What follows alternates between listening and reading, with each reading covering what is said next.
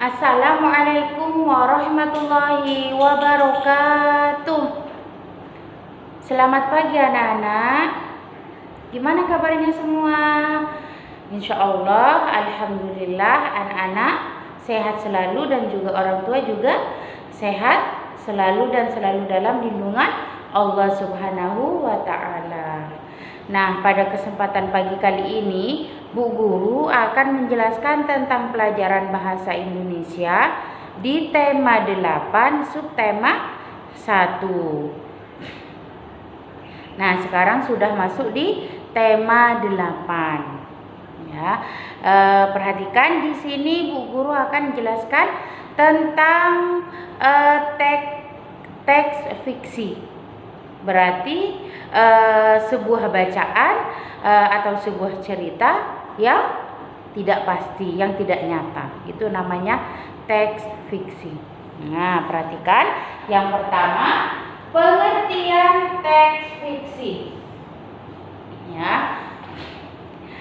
Teks fiksi adalah sebuah tulisan yang sifatnya karangan yang tidak ilmiah dan bukan berdasarkan fakta atau kenyataan yang ada. Bu Guru ulangi lagi, teks fiksi adalah sebuah tulisan yang sifatnya karangan yang tidak ilmiah, yang tidak berdasarkan kenyataan. Ya, berarti teks fiksi itu intinya karangan yang hasil dari hayalan. Ya, bukan cerita itu bukan fakta, bukan nyata, hanya sebuah hayalan saja atau hanya imajinasi pengarang saja. Itu namanya teks fiksi. Nah, sekarang jenis teks fiksi. Perhatikan, jenis teks fiksi di sini ada 3. Yang pertama adalah dongeng, yang kedua adalah cerpen, dan yang ketiga adalah novel. Perhatikan, jenis teks fiksi ada berapa? Ada 3, yaitu apa saja? Dongeng, cerpen, dan novel.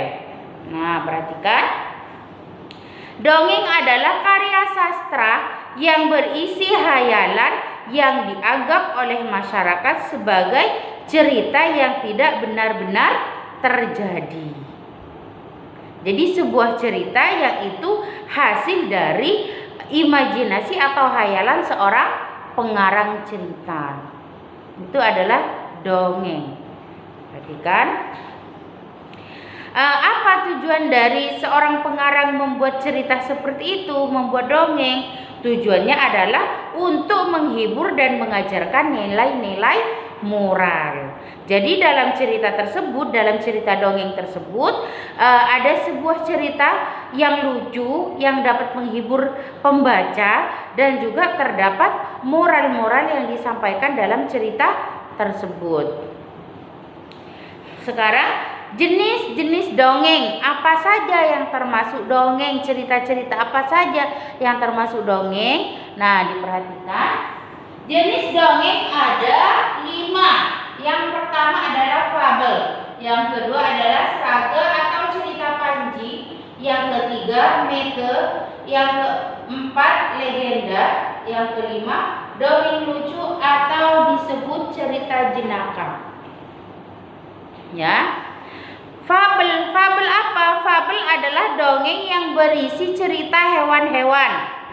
Nah, anak-anak kalau seumpamanya membaca cerita itu tentang hewan, seumpamanya tentang kancil dan monyet, seumpamanya tentang kura-kura dan apa gitu. Nah, itu berarti cerita yang anak-anak baca itu termasuk dongeng jenisnya apa? Fabel. Ya, berarti cerita yang tokohnya adalah adalah hewan-hewan, itu namanya cerita dongeng jenisnya fabel. Nah, dalam cerita tersebut, apa isi dari cerita tersebut? Biasanya berisi tentang pendidikan moral dan budi pekerti. Bagaimana cara menolong orang, bagaimana kita berbuat baik terhadap orang lain. Nah, dalam cerita tersebut biasanya berisi tentang pendidikan moral dan budi pekerti. Yang kedua adalah saga atau cerita Panji. Saga adalah dongeng yang berhubungan dengan kejadian atau peristiwa yang kaitannya dengan sejarah. Nah, artinya yang bersifat legendaris tentang pahlawan, kepahlawanan atau petualangan yang mengagumkan. Nah, contohnya apa? Lutung Kesarung, Damarulan. Jadi cerita tersebut menggambarkan seorang tokoh yang sifatnya kepahlawanan atau yang bersifat yang bersikap sebuah petualangan yang sangat mengagumkan ceritanya. Jadi dari segi keberaniannya, terus bagaimana cara dia belajar menghadapi kehidupan yang ada dalam cerita tersebut. Nah, yang ketiga adalah mite. Mite adalah dongeng yang berhubungan dengan kepercayaan dalam masyarakat. Artinya, kepercayaan tersebut yang dianggap suci dan banyak mengandung hal-hal yang ajaib. Nah, itu namanya mite. Contohnya apa? Dewi Sri, cerita tentang Dewi Sri. Dewi Sri adalah ratu padi. Jadi kayak sebuah cerita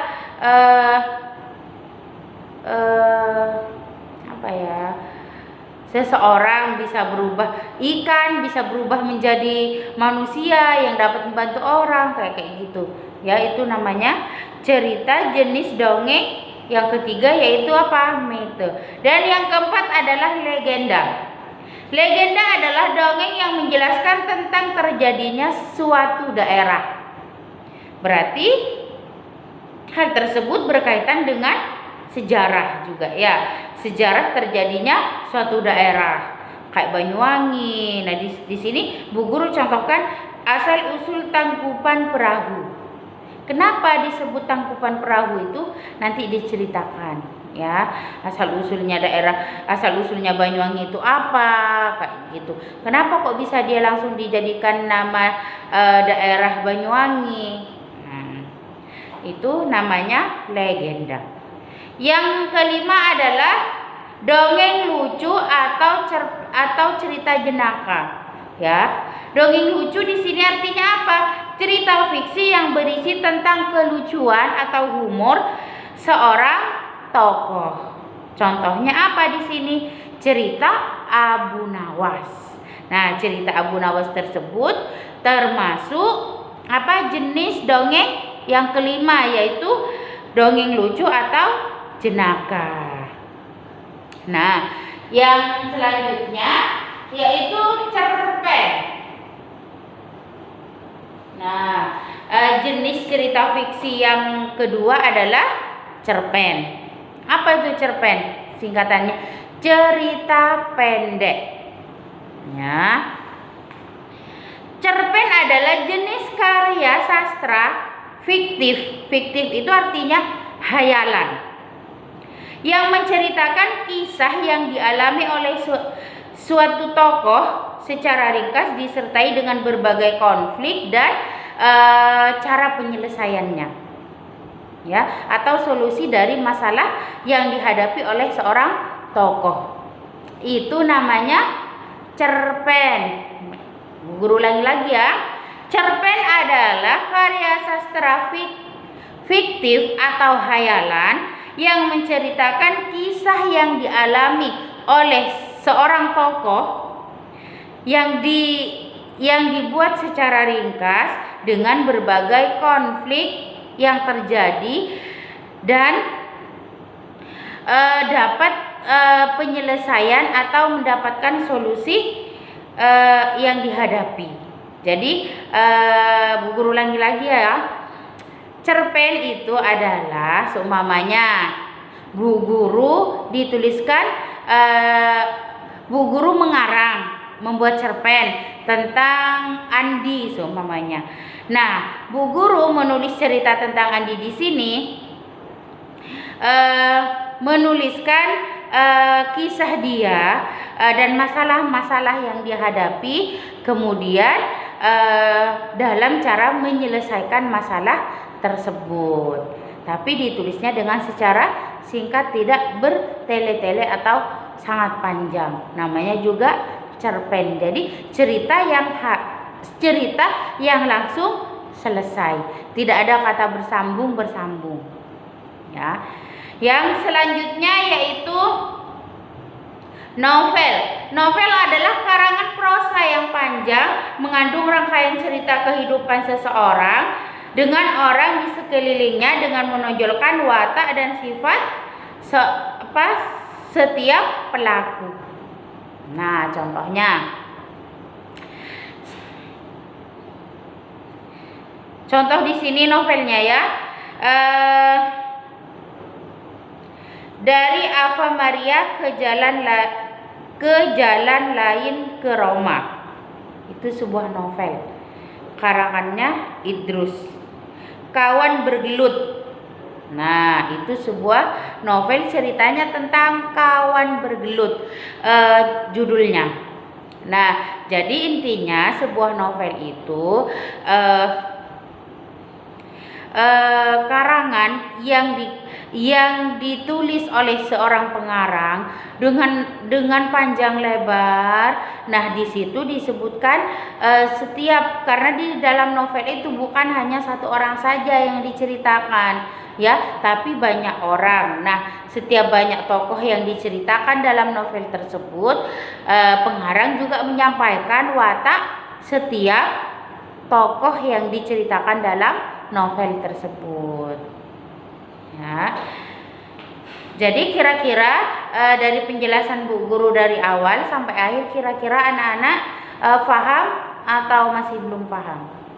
Nah, sebelum Bu Guru akhiri, Bu Guru akan mengulang kembali ya tentang teks fiksi.